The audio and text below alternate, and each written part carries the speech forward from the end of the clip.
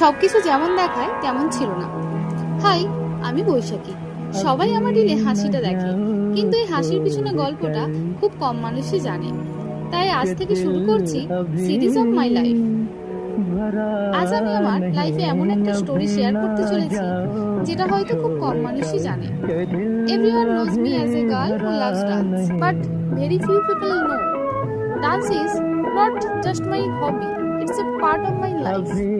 ছোটবেলায় আমার জেঠুর মেয়েকে দেখে দেখে ডান্স শিখতাম। ওই ছিল আমার ফার্স্ট ইন্সপিরেশন বলতে পারো। কিন্তু লাইফ হঠাৎ করেই কমপ্লিটলি চেঞ্জ হয়ে যায়।